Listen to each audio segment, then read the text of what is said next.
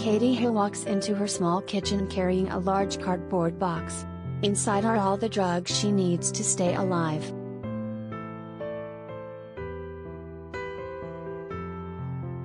There is a lot of medicine.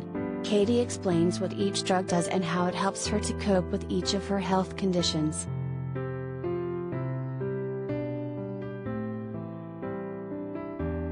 The two most significant ones are her brittle asthma and non-epileptic seizures. Last month, Katie needed urgent hospital treatment after a seizure.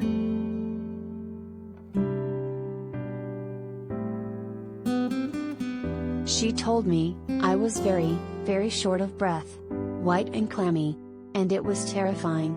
It's when you can't breathe properly, it feels like none of your breath will come out or in at all. It makes you extremely wobbly. You don't feel like you're in your own body. It's very scary."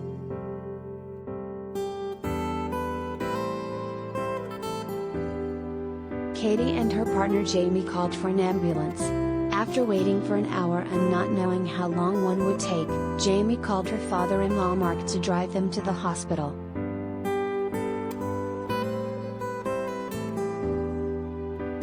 She describes the scene when they got to the hospital. "When we arrived, the car park was full of cars, police cars and vans.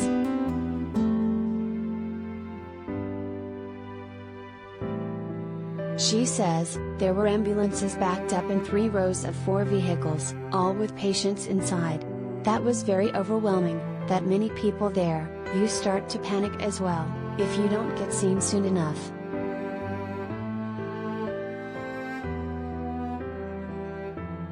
Once inside the emergency department of Swindon's Great Western Hospital, Katie braced herself for another long wait. She said the scene was chaotic. Her father Mark said it looked like a battle zone.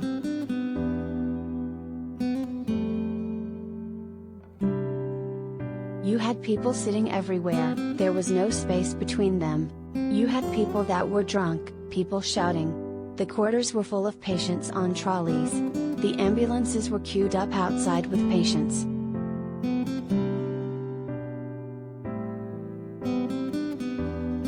Kate was triaged after an hour and the doctor warned her that the hospital was full.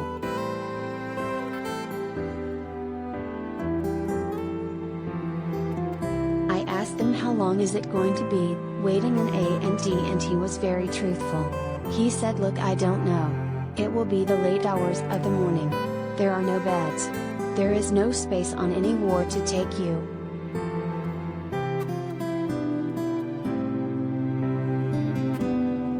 Read more.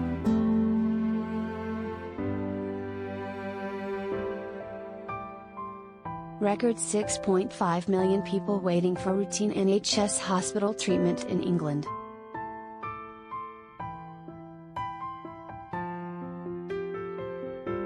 More than 1,000 people waiting longer than 12 hours in A&E every day, figures reveal.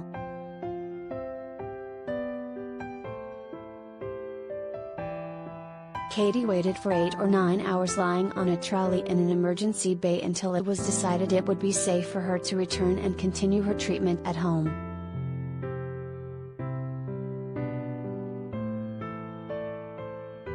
The experience has left Katie and her partner Jamie traumatized. Jamie waited with Katie through the night and had to sit on the floor because there were no chairs available.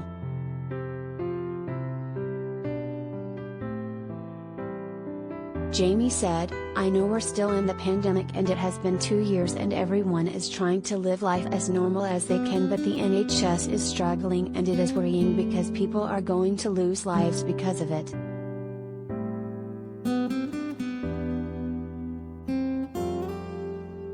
The Great Western Hospital's NHS Foundation Trust apologized to Katie for her long wait to be treated and said that can be the case when they are busy as they treat patients in order of clinical urgency.